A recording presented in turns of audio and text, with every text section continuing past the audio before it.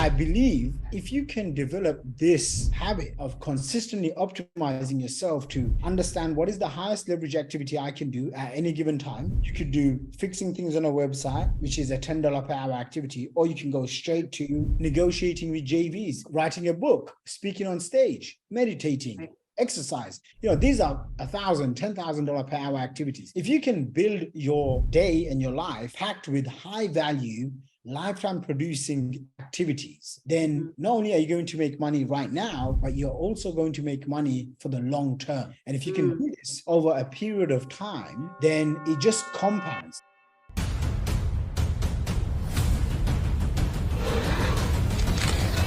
Yes. Oh my goodness. Thank you so much for being here today and this morning, Shakir. I mean, I've known you now 10 years. I mean, you remember back in the days in San Diego when I was just, starting into my entrepreneurship. But most importantly, I'm so grateful to have you here that I'm interviewing you now. So it's so exciting to have you on here. There's so many things going on. I mean, the last 10 years, we have so much to catch up on. And not only that, you are my mentor. So I'm very excited to have you on here so we can learn from you as you being my mentor and a friend. And, the things that we're going to learn from you is just one of the things that I'm very grateful that everyone gets a chance to hear from you and learn. So let me just talk about who is Sheikh Hussein, who's a mentor of Joanna. So as you know, I mentor ladies in business and helping them transition into the digital world and increasing their sales and the development and the whole 9 yards. So I'm very honored to have you here. So Sheikh Hussein, you are the founder, CEO of wealthacademy.com, Academy, the funnels.com. You started in the humble beginnings in East London, in the university. Your last year, you dropped out because you discovered entrepreneurship and you made your first million at just 23 years old. And that was just one of the things that caught my attention. Like, how did he's 23 years old and he's concretely online. And I've always wanted to learn from that. And at 23 years old, at turning 30, you had a $30 million global business. And so I'm just curious, how did you get started and how did the entrepreneurship was your calling? Can you tell us a little bit more about that, your background? Yeah. So thank you so much for having me here. I'm really grateful and I appreciate it. So really quickly, kind of backstory is I got started when I was around 15, 16 years old, selling in the streets, in the markets. And then at around 15, 16 years old, I discovered also eBay, and I would sell stuff on eBay. I would buy it from the market, I'd sell it on eBay because I realized I can tap into a global audience. I don't know how I learned it, but I just stumbled upon it one night and I was like, okay, this is what I'm going to do. And I thought literally for the rest of my life, I'm going to become what they call an eBay power seller. Anyway, when I was around 20 years old, I discovered internet marketing and selling digital courses, coaching programs, agency services, software. And it just, I just fell in love with it from day one. And I remember I started and obviously I got to work and not a single day, although some of the days are really hard and challenging and frustrating and all of the other, whatever. Right. It never ever feels like work. It always feels like I'm just playing. The internet is my playground and I'm just having the time of my life. And it's crazy to even say this, but it is true. I don't even feel like I've ever worked. I just loved it. And I remember the contrast, right? Sometimes you can through failures, you can also learn through contrast, like when you're on one extreme to the other extreme. So one extreme used to be I'd buy stuff from China, get it shipped into my house, my parents' house. It would be literally filled with boxes of stuff. And then I would sell it. I would go to the post office, print it out, carry the boxes, wait in line, stamp it, send it via special delivery, hoping that it doesn't get lost in the package, then hoping that I get paid. I mean, it was just like a lot of stuff, right? And then boom, on the other side, I could sell digital courses for a few $1,000, for $10,000 or whatever. And I'm like, cool, sign me up. And so once I committed, I went all in. And in my first year, for my first 9 months, I struggled really hard. I was always information overwhelmed, chasing different opportunities. And then I remember one of these mentors that I started following, because I started investing in myself. One of them, they said, if you can stick with it for at least 90 days, stick with just one thing for 90 days. This is I'm so in love with this whole idea of do anything for at least 90 days. If you want to get fit, I've lost about 28, nearly 30 pounds by going to the gym. And he was like, I remember I was saying to myself, I'm just going to commit to 90 days. That's it. So, you know, if you want to build and launch a funnel, a business, just think to yourself, hey, let me try this out for 90 days. Maybe you've never done sales, just try it out for 90 days. Anything you can do for 90 days. So I remember like within 90 days, I started making sales. I started having my first breakthroughs. And in my first year, I made $120,000. And to me, that was huge. Like it was amazing. And then the next, and by the way, that the first year I learned how to sell on the phone and how to write email copy. And second year I was like, okay, this thing works. Now I'm going to double down on it. So I did pretty much the same thing. And by the third year, I had learned and discovered the art of hiring a few people. So I had about 4 people on my team. 2 were from the Philippines, 2 were from the UK. And I learned about speaking on stage. I learned how to do webinars. I learned email marketing and phone sales. And I had my first $1.2 million year. And then I started growing it. And before I turned 30 years old, I generated over $30 million. And now we basically build funnels for clients and we publish other people's businesses. So the public business that I have is funnels.com and Wealth Academy, where we sell courses, agencies, done for you services. And behind the scenes, what I have is some clients will come in and say, hey, can you partner up with us? And we'll build their funnel and then we'll take equity in their business. So that's kind of my gist and my story in under 5 minutes. Wow, I think you had such an incredible journey, and it sounds like you were very focus driven. What triggered that focus in your belief system? Like, what was it that motivated you every day to keep trying, even though? And I guess another question would be, what was the biggest mistake in entrepreneurship and how did you overcome those mistakes? You know, I think when you find something that you can just double down on it and it works, and then being around other people. So I basically surrounded myself, even from the earliest days, from what I remember, this is like over 10 years ago. Is I would always be like the brokest in the room, the dumbest in the room. I don't like using those words, but basically I was there. I just remember, wow, everyone's older than me. I'm like 21, 22, 23, 24, 25 years old. Everyone's much more richer than me. And I'm like the guy, like I'd come in, you know, to the events, first person in, last person out. Like the event would finish at 5 p.m. and I'm still like networking with every single person, like until 9, 10, 11 p.m. Like didn't matter.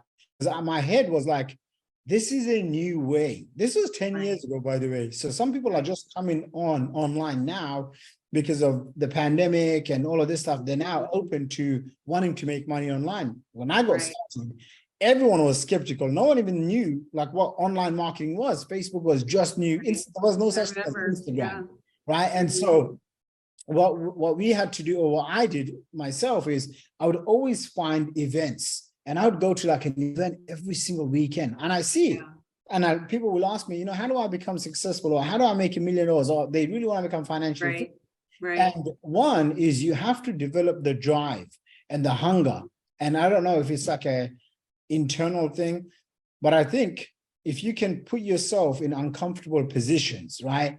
So for me, I go into an uncomfortable position. I spent $45,000 that I didn't have, that I borrowed from other people to try and learn internet marketing. I'd literally borrow money, buy courses from every single guru that was there, all the product launches, all of this, because I was like, when I was my alternative, the other alternative sucked. I didn't want to get a job. I didn't want to work for someone else. I didn't want to wake up and commute and basically work in an office, right? I said to myself, I want to work for myself. How do I do this? What's the price I need to pay? And I got really obsessed with this. And I remember probably for years. I have to say, I have to just, you know, it's really, it's great to see that, you know, these young kids, like at 23, and they're not thinking, a lot of them are not in that mindset. So it's not, you're an example of having that mindset at a young age, and look at where you have developed now. Well, so it's very nice to see that. I say all praise to Allah first.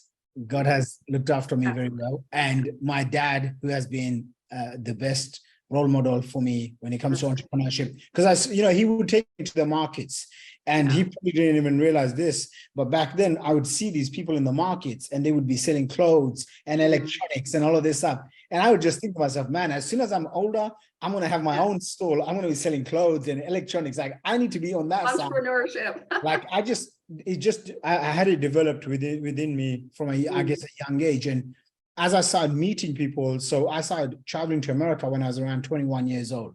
Okay. And I remember, in London, I remember meeting like one guy who was like this internet millionaire. And I just thought, wow, this is like cool, crazy, mind expanding. How is this even possible, right? Because it's just like you meet someone and it's like, you're just fascinated, right? And then I go to America, right? I remember like spending like $1,500 going to this place called Paris Hotel in Las Vegas. Okay, actually, what I'm going to show you something because it just happens to be in my bag. And I saw this. Oh my goodness. And this is crazy. Okay, I'm going to show you this because I just moved into a new penthouse here in London.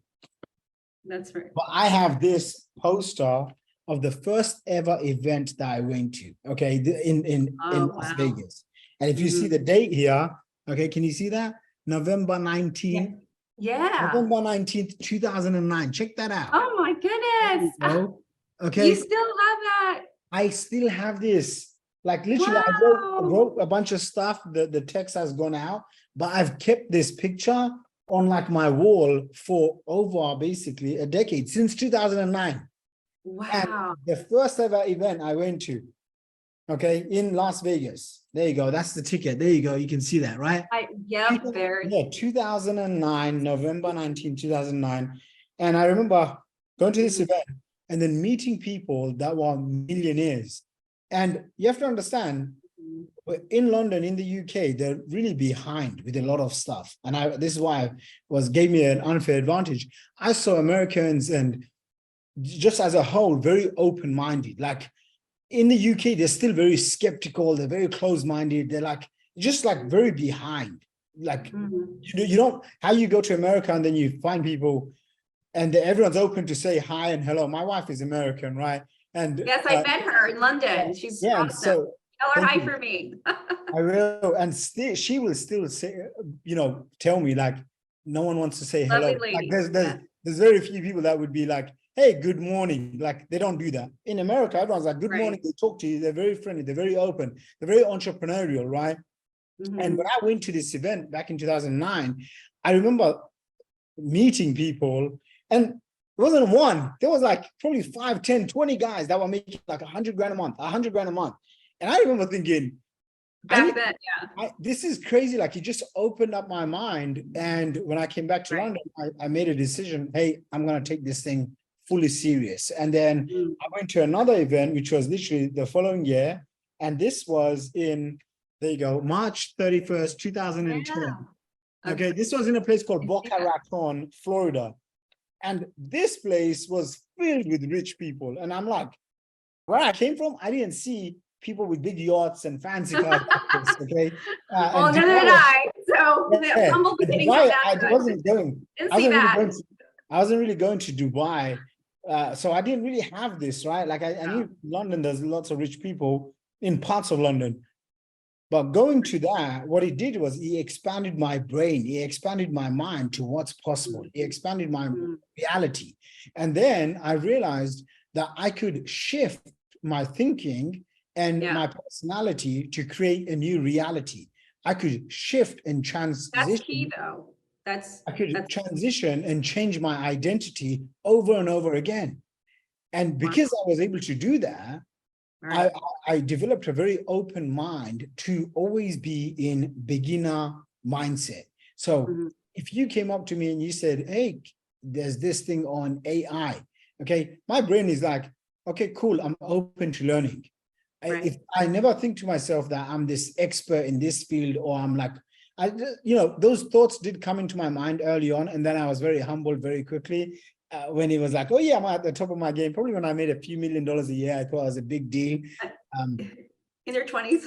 Yeah, in my early 20s. Okay. And then as I started like learning and growing and developing, I realized, hey, it's just a path and everyone's on their own journey. So I started developing the skills, and I realized that as I developed these skills, I could stack these skills, and still stacking with the right mindset of being open-minded, being persistent, and being aggressively intentional in terms of, hey, if I want to do this, okay, cool, making things happen right now, like immediate action. This is what I found, okay, even with myself, with all of my friends that are hugely successful, way more successful than me. Some of these guys make, millions and millions of dollars on a monthly basis. And when I'm with them, I see that their speed of implementation, how fast they learn something or they hear about something, they go and implement as fast as possible. And if you can ask yourself, hey, when I hear an idea next, how can I take massive action? Instead of thinking, oh, let me wait on it, let me wait another month, let me ask my friends and family, just say right now, how do I take action right now? How do I become resourceful instead of, oh, I don't have the resources, I don't have the money, I don't have the time. How do you go from a place of information to implementation as fast as possible? So I would learn something, and before I would even know anything about anything, I would literally go and implement, or I would go and buy a product or a mentor around that.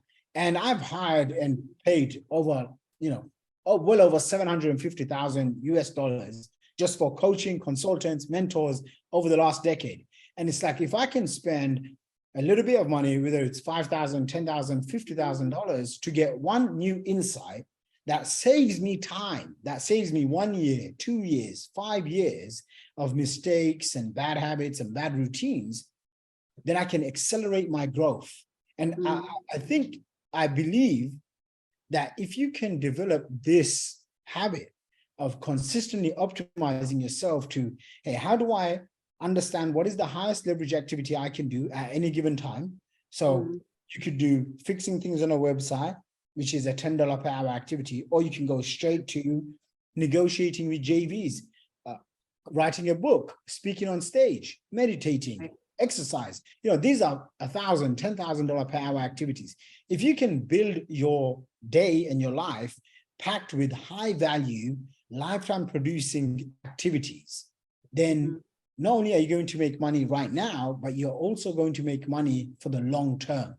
And if you can do this over a period of time, then it just compounds. This is, I remember getting my first 1,000 subscribers. It was the hardest thing ever.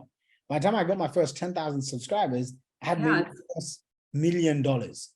And as I started growing, I realized, hey, the more subscribers I get, the more emails I can send, the more money I can make. And today we've generated well over 1.5 million email subscribers. That's amazing. Now I'm in the next stage of my life where I'm like, okay, I want to give as much back as possible, because you realize an extra $1 million doesn't really double my happiness. Okay, so what does impact? What's the greatest way I can impact more people? Write books and make videos, do podcasts like this. So that's what brings us here.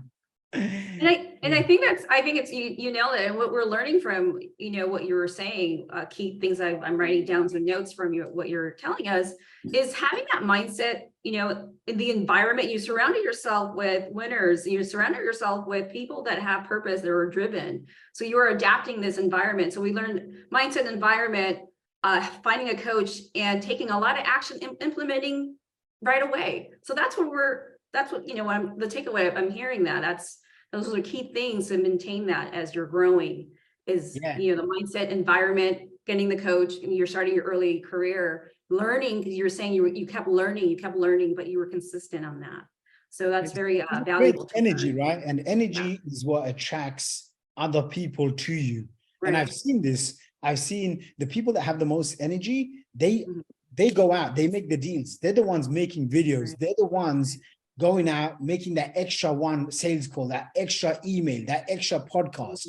And that's what it takes. It takes you doing that extra little bit. Hey, today I sent out 10 emails. Okay, but if you have more energy, could you send out 20 emails? Because there's other guys in other countries that don't even have 1/10 of your resources. They're sending out 500 emails a day.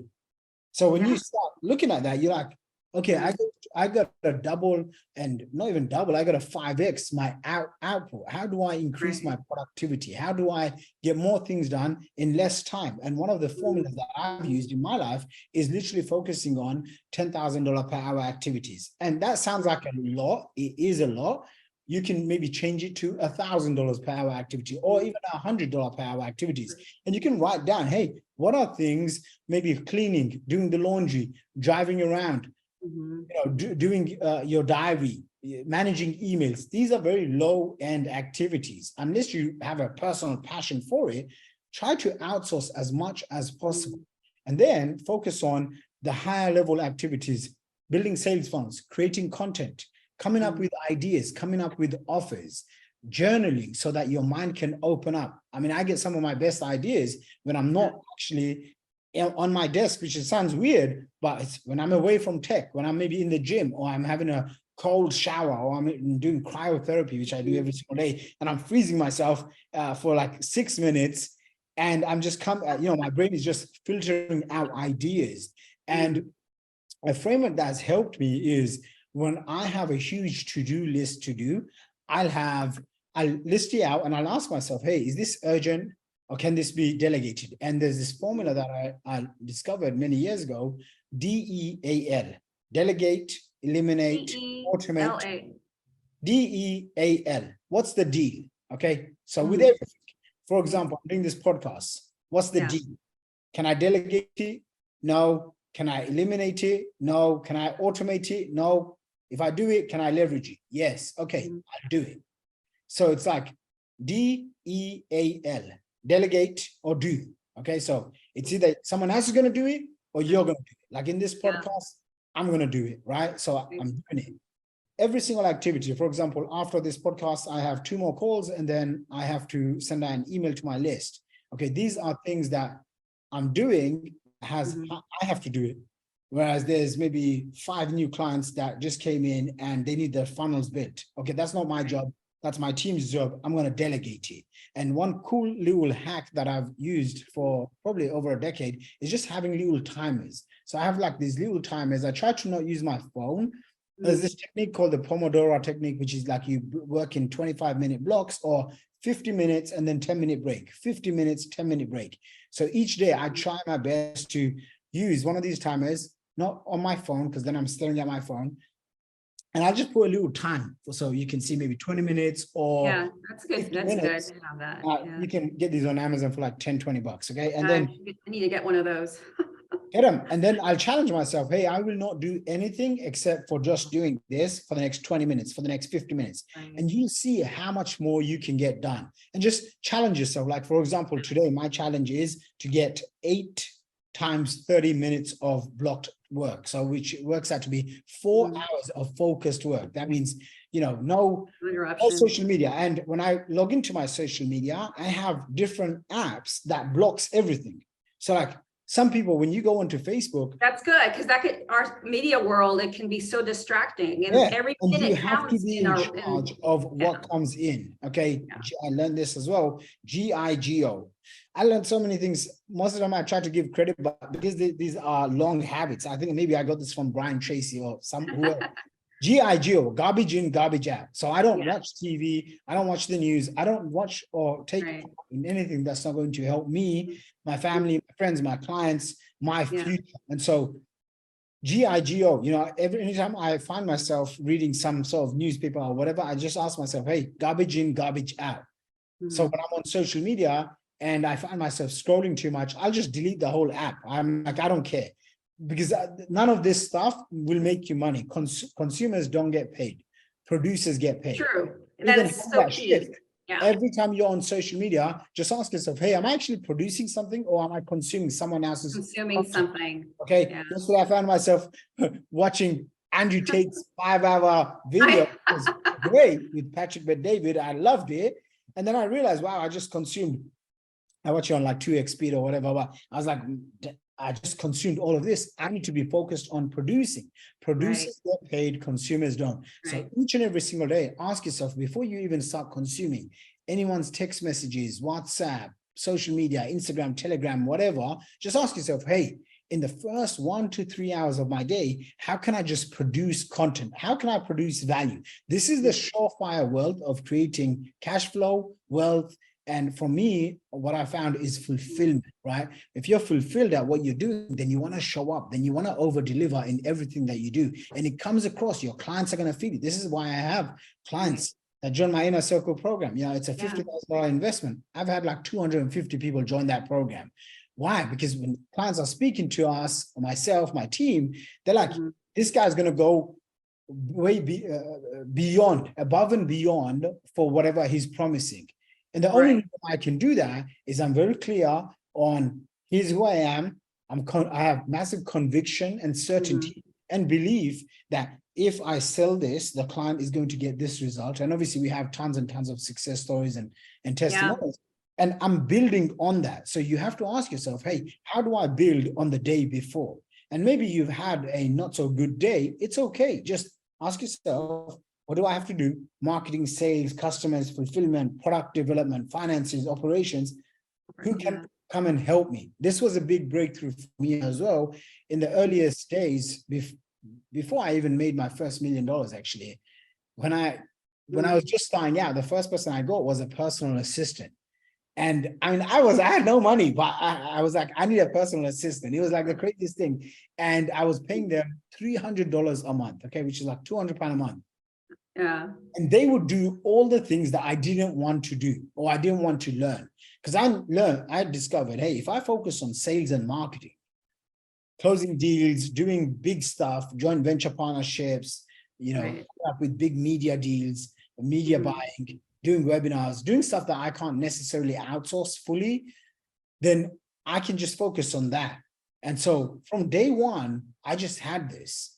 And I remember when I was around 23, 24 years old, I had gone out with a friend of mine, and he starts asking me about my gas bills or electricity bills or something. I don't know how the conversation came up. And I remember saying to him, oh, I don't know if I pay that. Do I have to pay that? And he was like, what are you talking about? And I was like, well, I've never paid that in my entire life. Oh, wow. And I'll tell you now, as I'm 34 years old, I don't think I've ever paid, like, obviously we pay the bills and stuff, the electricity, gas bills, but I would not even tell you the company that charges this. Because I just don't open. Your assistant handle that. Yeah, I don't open my own letters, and I haven't even opened my own letters for a long time. I can't Well, remember the last time I isn't opened that a nice, isn't that a nice thing that not to worry about? Yeah. But And I pay someone, I think $2,000. I pay him $2,000, maybe $2.5 a month. And he takes care of all the paperwork, any bills, any admin stuff like that. And it just like, it reduces the need for me to even think, worry, hey, what is this? Like all of it's just taken care of. Okay. And because see, you only have limited time. So how are you going to allocate that time? Because if you make a deal and you can close a $10,000 or $50,000 sale, which I've been doing for now, God bless me, for over a decade. If I can do a 10K, 50K deal, well, why would I do that? Right? It's the same way, like, unless I'm going to the gym, which is only like a few minutes away from my house, or I'm driving my wife around, I do not like driving at all. Ubers. Okay. When I'm in the Uber, I'm working, I'm thinking, maybe even if I'm not working, I'm meditating, I'm reading something to expand my brain. Right. We've published probably over 2,000 videos amongst different companies. I've never ever learned. I've learned editing from a high perspective, like what should be there on my reels and whatever. And I'm learning about it now because I'm a student and I'm hiring all the best people I know because I really want to grow my YouTube channel and whatnot. And so, and by the way, go subscribe on my YouTube channel, Sheikh Hussain. Okay, so I've got like 10,000 subscribers. I really want to grow it to 100K, then 1 million subs. And as I'm going through this process, I find myself being a complete beginner, right? Because this is like one area of my life that I didn't focus on as much. However, we did shoot thousands of videos. I've never edited a video from beginning to end. Or, you know, we have lots of graphics for our funnels. I would not know the first thing about creating graphics. And so early on, if you can delegate, get very clear, if you can eliminate the things that aren't highest producing activities, if you can automate and leverage, and if you can shift from, instead of what do you need to do, a lot of the times we know what to do. So because you're not the right who. And I remember paying Dan Sullivan, He runs a company called Strategic Coach. I paid him over $35,000. Mhm. He must be in his 80s now. The And marketing person, the marketing. his company is called Strategic Coach. He basically helps coaches, high-level entrepreneurs, Mhm. people that make basically 500K plus per year. He helps them with different thinking frameworks so that they can basically make Like the more mindset. less. His stuff is really good. When you're at that at certain level, then you want to get to that. And I remember Mhm. he would be very Oh, that's right. adamant Yeah. in talking about it's not what you need to do, it's who do you need to hire. So this Mm. phrase he coined is like who, not how. So if I want to get something Not done, I always think about, okay, who can I bring on? So for example, like right now, we're looking for like 4 new people to add on my team this month. And I'm like, okay, this is who they need to be so that they can take care of the what. So every time you get stuck and you're like, this is so much, I have to do all of this stuff. What do I have to do? Okay. Just ask yourself, hey, who do I need to bring on to the team? You don't have the resources. How can I become more resourceful? How can I leverage all my past relationships, my experiences, my Mhm. expertise, all the setbacks that I've learned and discovered? Because each Yeah. setback is going to set you up for a greater comeback. If you can take those setbacks and those experiences and you can disguise them as, hey, these are actually assets. These are actually marketing, sales experiences, assets. How do I take that and how do I leverage it? That's where you are able to show off and your credibility, your experience, your authority. Therefore, that's what attracts people to you. And Mhm. when you attract those people, then you can give them a wow experience, deliver something of value to them, which then now makes them say, hey, I want to do business with this person. For example, look at you in this case, right? Like for 10 years, you've been seeing my stuff, and then on Instagram, you're like, hey, I used to know you 10 years ago. I'm like, okay, cool. Email. It was in my email because I was a subscriber. So over the years, I've been reading all, your insights, your marketing, and your from the email. Yeah. And I hear this all the time. I spoke to a guy yesterday, Steve Walker from the UK. And I asked him, Steve, how long have you been following me for? Because he joined one of my VIP 90-day programs. And he goes, over 10 years. Over 10 I go, wow. So there are lots of people, even in your network, okay? There are people that have been following you, they know you, they like you, they trust you. You have to get good at coming up with offers. And this is where I'm going to, transition to, is when you get good at offers. How do you get good at offers? You focus on who is an ideal target market that you'd like to serve, and what are the pains, frustrations, problems that they go through, and how can you deliver a 10x or 100x experience, a solution to them? So for example, for business owners that want to generate more leads, they want to work less, they want to become the authority in the space, I know that if they come to our program at funnels.com, this is what we specialize in helping them. If I charge $10,000 or $20,000, I know 100% they're going to get a 10x value. Right. If someone comes to me and they're selling, little trinkets, potions, lotions, pills, this is not my ideal dream client, right? Someone who's selling, education programs, consulting, coaching, their doctors, they've got years or decades of their experience and expertise in their head. And now they want to create automated courses. They want to have automated funnels that do the selling, telling, convincing for them. So they don't have to be selling all the time. So they can have mass leverage, right? That's who I want to help. That's how. So getting very clear on your ideal prospect, getting clear on what problems you can solve for them for a profit. Now, if you can't solve someone's problem, then it's very simple. You have to find someone else that can solve that problem. So in our industry, I would say we're one of the top funnel agencies in the entire marketplace. And 1%, we've easily built over 2,000-ish funnels, right? And so if we build 2,000 funnels, one, I've never built a funnel in my entire life, so I would not even know how to connect any of the tech. But I've always had a team that can do it, okay? And as I've trained these teams and let go of people, hired new people, I've upgraded.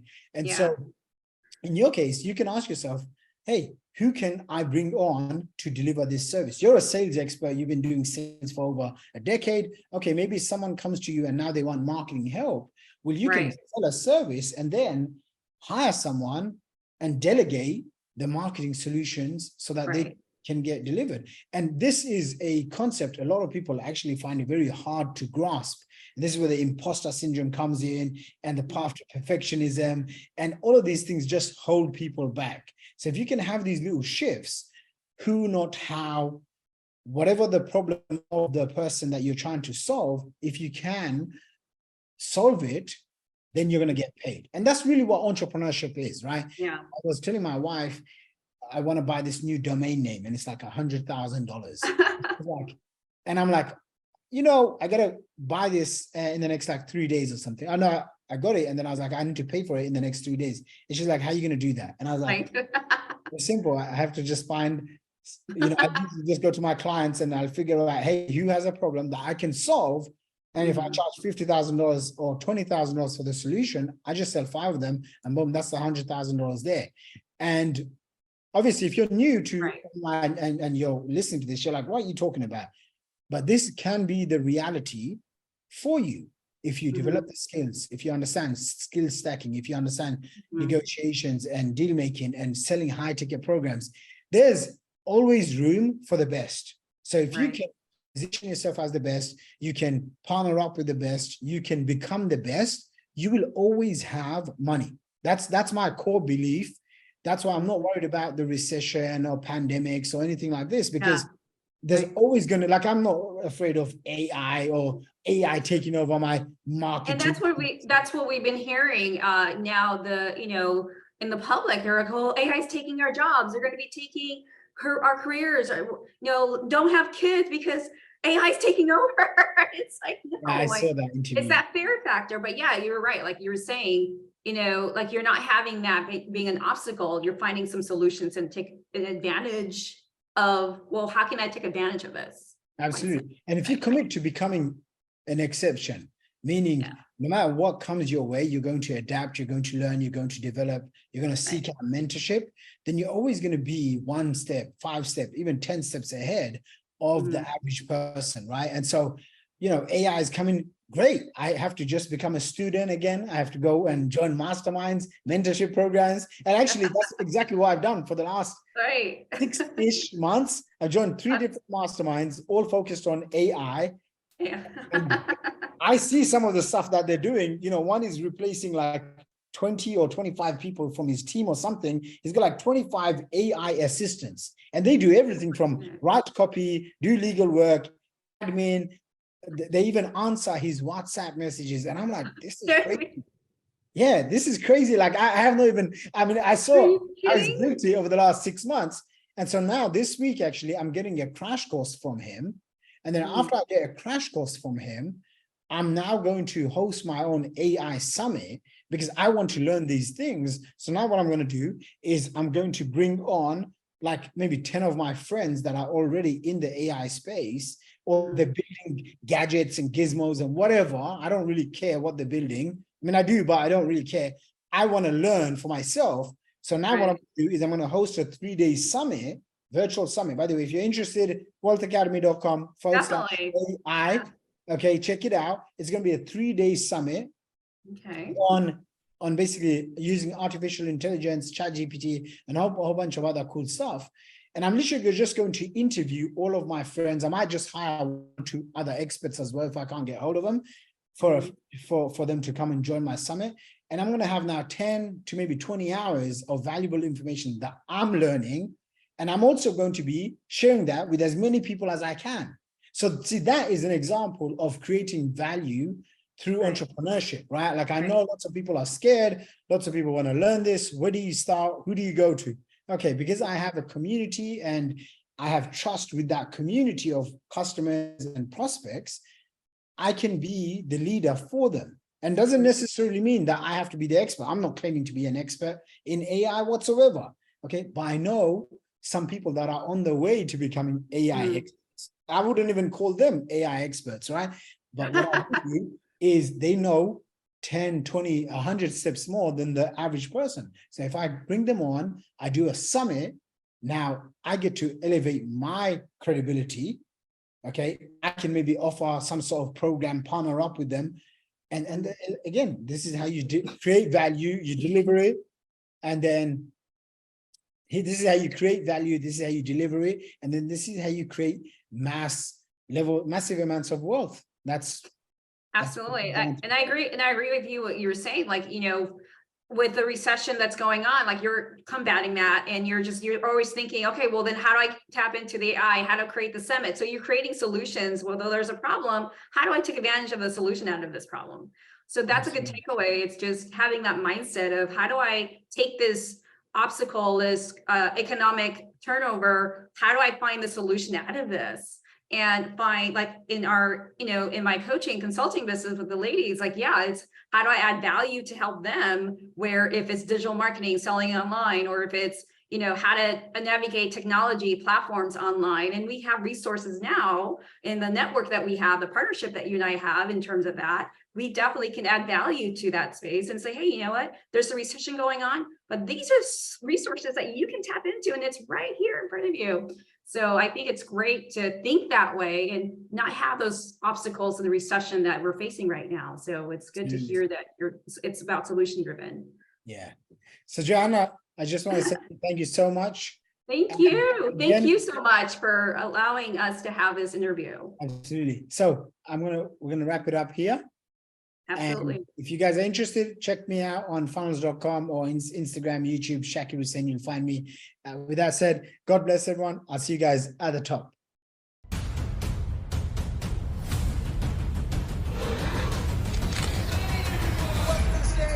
With two Comic Book X Awards.